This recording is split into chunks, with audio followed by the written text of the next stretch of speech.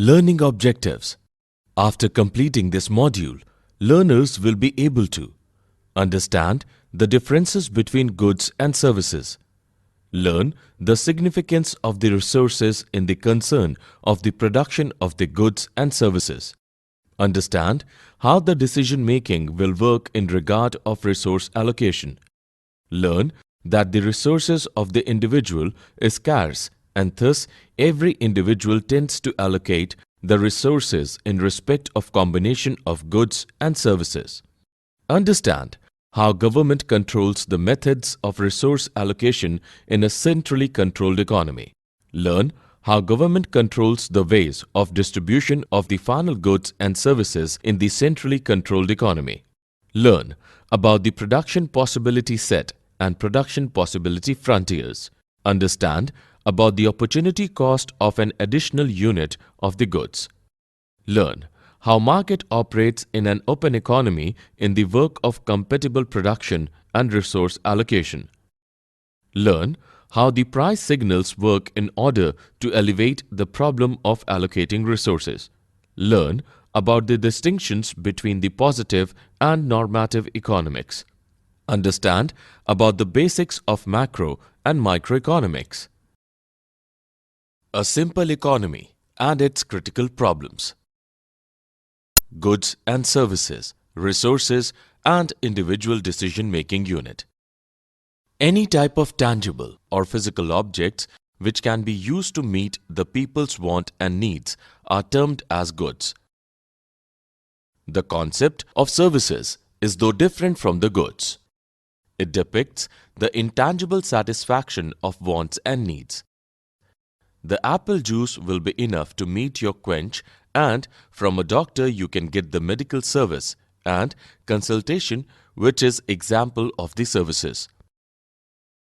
Resource is something which is predominantly utilized to produce the goods and services like labor in agricultural lands to produce the crops and grains. The knowledge and expertise of the teacher for teaching the students and so on. Every individual in the world needs to decide which goods or service they want most. This decision-making unit can be an individual, a household, a firm, or any organization as well. Resource allocation and compatibility of production. Production and its need are to be compatible with the demand of the respective goods and services, which creates the increase of the production in positive effect of the demand increment. Choice of the goods produced and production possibly frontier. There are several questions which arise in the perspective of the scarcity of resources and choice of the goods or services. They are: firstly, what are those products to be produced and how much? Secondly, the way to produce those products, and the third is for which group of the society those products will be produced. The collection of all possible combinations of the goods and services which are produced by the aid of specific amount of resources and through the supervision of specific genre of technical knowledge depicts the production possibility set of the economy. The production possibilities of two goods or services can create assimilate in a curve which is called production possibility frontier. It shows the maximum amount to be produced for the sake of the amount of other goods or services. Organization of economic activities. The centrally planned economy and market-driven economy. The problems regarding the resource allocation in the economy can be resolved through the interaction among the individuals pursuing their own objectives in an open market or through some centrally planning authority like the government. In centrally planned economy, government controls the planning of resource allocation and the priorities of the production according to the need of the people. For an example, if it is found that in health and education sectors, the appropriate resource allocation has not been done by the individuals, Government can induce more resources in these sectors, and by itself, the government can produce by allocating the resources at its own. Market can be depicted as a set of arrangements where the economic agents can interact with their due endowments and products with each other. The increase in the demand of some definite goods and services causes the price rise, and it thus signals the producers to allocate more resources in the production of their respective goods or services. Thus, the market controls the resource allocation through the interactive coordination of the economic activities. Positive and normative economics. In brief, in positive economic analysis, it depicts the discussion how different mechanisms in the economy function, and in the normative economy, we try to understand whether these mechanisms are desirable or not. The processes have been discussed in the light of its desirability and in scale of the relevance of the current economic situation.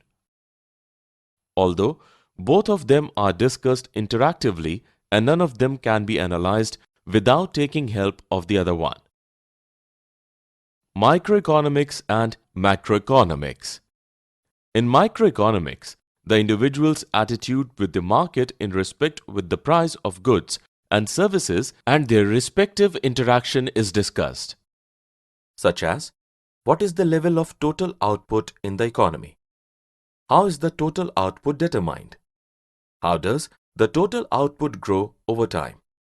Are the resources of the economy fully employed, etc.? On the other side, the macroeconomics focuses on the aggregate measures of the output, and price level as a whole is looked after with a broader spectrum, such as total output, employment, and aggregate price level.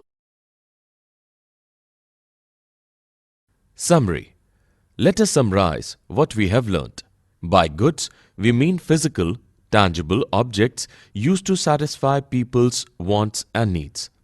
The term goods should be contrasted with the term services, which captures the intangible satisfaction of wants and needs. As compared to food items and clothes, which are example of goods, we can think of the tasks that doctors and teachers perform for us as example of services. By resource, we mean those goods and services which are used to produce other goods and services.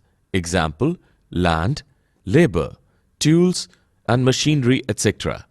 By an allocation of the resources, we mean how much of which resource is devoted to the production of each of the goods and services.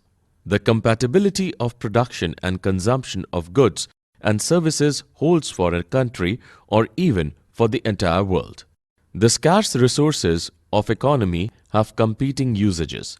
In other words, every society has to decide on how to use its scarce resources.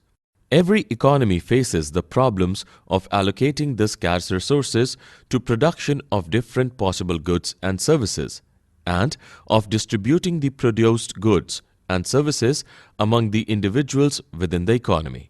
The allocation of scarce resources and the distribution of the final goods and services are the central problems of any economy. The collection of all possible combinations of the goods and services that can be produced from a given amount of resources and a given stock of technological knowledge is called the production possibility set of the economy. The curve gives us the maximum amount of goods or services that can be produced in the economy for any given amount of alternative goods or services, and vice versa, is called the production possibility frontier.